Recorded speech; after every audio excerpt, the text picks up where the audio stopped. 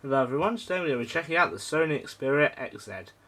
Now this is Sony's almost flagship phone released in 2016 with a 5.2 inch screen and 23 megapixel camera.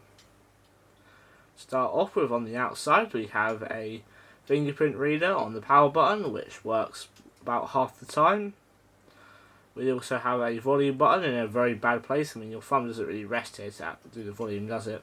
You also have a two-stage camera shutter button, which if you hold it opens the camera, and then you can use it by, if you click in once, it sort of goes into focus mode, and then go all the way to actually take the photo. Down the bottom you have a USB-C port and a little microphone. This was a very nice early phone to support USB-C. Round the side here we have our removable SIM card slot, which you can simply just pop out with your fingers. You don't need some tool or anything. Which has room for up to either 2 SIM cards or a micro SD and 1 SIM card.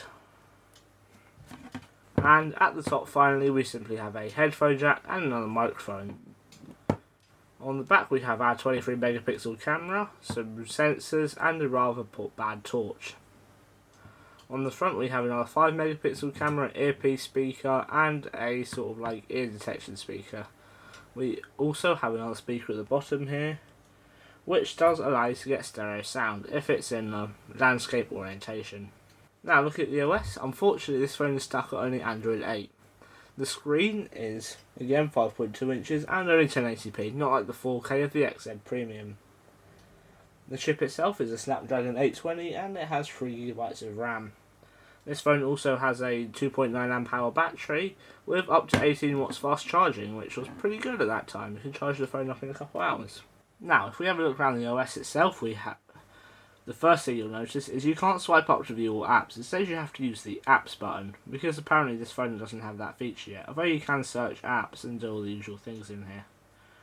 You also have a very normal stock Android. If you swipe left, you get Google News. You also have all this stuff. And you can arrange widgets and stuff freely as you would on any other phone. If we swipe down from the top, we have a fairly stock Android quick settings menu with all the usual things: Wi-Fi, Bluetooth, stamina mode, do not disturb. And do not disturb specifically is actually quite nice. If we go into it, we can actually set what sort of like total silence or alarms or priority. I wish this was still a feature on Sony phones or all phones really.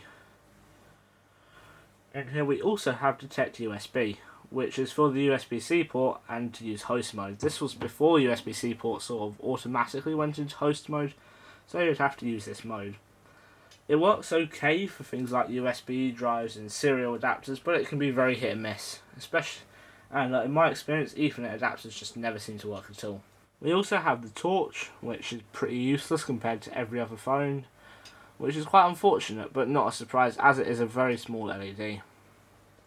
And that's about it for quick settings. You obviously have the usual notifications in here, and that's about it. Now, moving on to the apps, you have all the pre-installed apps, as well as quite a few that I've installed, as I've been using this phone for a little while. In here we have apps like Music, which is a music player for your MP3 files and whatever, and this works really well. I really like the app. It works super well, like folder view, so you can just go down your folders to find your music, and overall it's a well app. When you lock the phone it will still play music out of the headphone jack, and it also has good support for Bluetooth. While on the topic of communications, this phone only has Wi-Fi 5, but that does mean it can do up to 5 GHz, but I've never gotten some very impressive speeds out of it.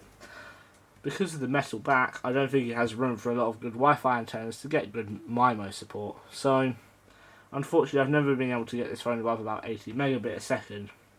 However, it does still have NFC, which again doesn't work too well. You sort of have to wave it around the top here to try and get it to work, but at least it has it. And also, the mobile data on this is also not too good. The signal can be a bit weak in weak areas, and again the speeds aren't great. GPS is fine as it is on all modern phones. Back to the apps, we also have a video player, which is a simple video player for playing your MP4 files. What's New, which doesn't work anymore but used to probably be the Sony App Store.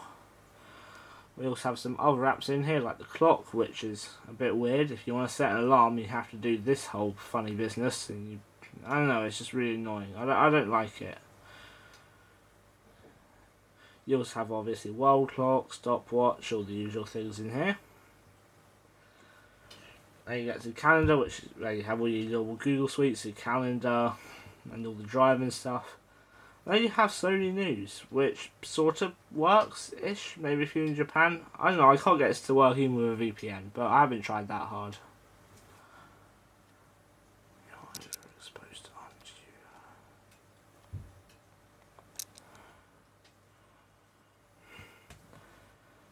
If we go here, there's a couple other things, like the Sketch app, which is just a super simple, like, you can just draw things type.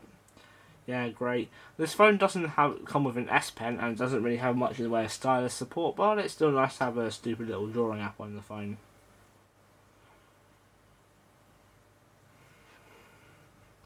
They also have the built-in Files app, which is pretty poor. I mean, if you want to do any file management on this, I'd recommend downloading something like CX File Explorer, but it does work for installing APKs and stuff. You also have Sony support, which again is also dead, as this phone is 10 years old now. Finally, we have Xperia Assist, which is supposed to be for like setting up your phone, adjusting things, and in my experience this is quite nice, but just does nothing useful, really.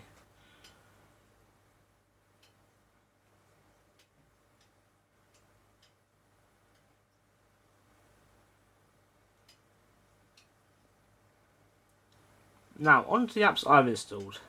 Everything I've tried on here seems to run fine, including some games like Industrial and Hill Climb Racing. They all seem to work fine with reasonably good performance, as this was a high-end chip back when this phone was actually released.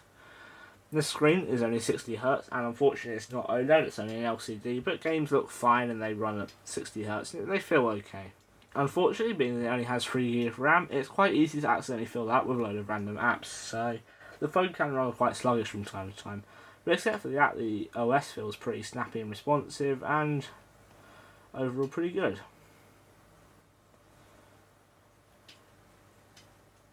All of the phone sensors, like magnetic sensor and like microphones and stuff, all work normally, so all the like measurement apps also work great on here. Now, onto the camera. On this phone we have a 23 megapixel sensor, which is actually pretty good. It takes some quite nice photos.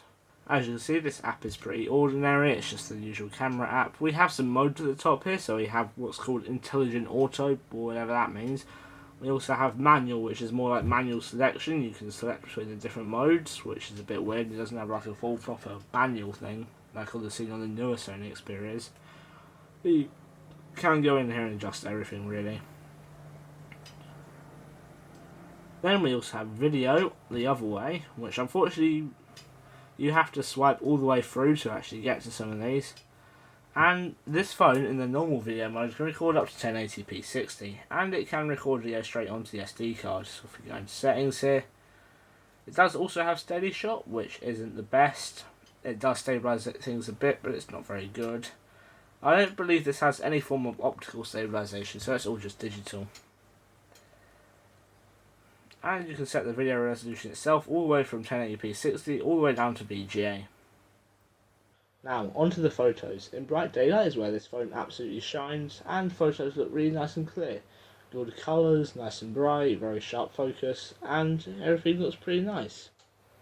However, at night time it's the opposite story. Things are very grainy and tries to do long exposure times to make up for it, and overall it's just not a very good photo. However, the main lens is really good for macro photos, as it has a very short minimum focal distance, so you can get some really nice shots without much digital zoom. The camera app allows you to digitally zoom in up to 8 times, which looks okay-ish, and it does make use of all 23 of those megapixels. The video also looks very sharp and vibrant, with plenty of detail. Steady shot is sort of okay, it's not very good at all, even with the maximum steady shot mode. It doesn't really stabilise things as much, as it doesn't have any optical image stabilisation. 4K video looks surprisingly good on here, even though it's sort of in its own like weird niche feature. And it's totally usable, it looks similar to a modern phone. Now onto the audio, and you've been listening to it all this time, so is it good? Then we have the rest of the modes, which unfortunately I don't believe you can rearrange or even put at the top. Now in here we have creative effect, panorama, sound, photo. Now in here we have all these things, and let's first look at creative effect. All this does is puts a load of weird effects on top of your camera, which all look quite bad, except maybe the black and white, if you like that sort of thing. I don't know, it seems a bit redundant. Put some grain on if you want to make everything look terrible. This app also seems to absolutely eat the phone CPU, and is very demanding to run. Going back to the other apps, we have our panorama app, which is on every phone ever, pretty much, which is just a very normal, do the whole scan around thing, do panorama, and the panoramas look alright, they're not too bad. For this phone, for the time this phone was released, it's perfectly fine. And here we have the classic issue of this phone. It overheats. Even though it has a metal back, which you'd think it uses a large heatsink, it still does struggle with thermals. Anyway, if we go back to the camera now, we can go back to the camera apps mode where we can have a look at sound photo, which as far as I can tell, it just takes a photo and records a bit of sound along with it, which seems a bit stupid. I don't know, it doesn't seem very useful at all. And here we also have sticker creator, which allows you to take something from your phone's camera or from your gallery and turn it into a sticker. Like, I can take a picture of my favourite Wi-Fi router.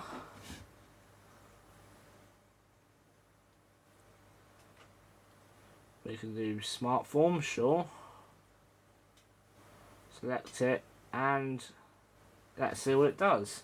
And it's made a pretty terrible sticker. This is not very good. But at least you can apply some fancy effects to it, I guess. Again, this does not work too well, but it tries its best.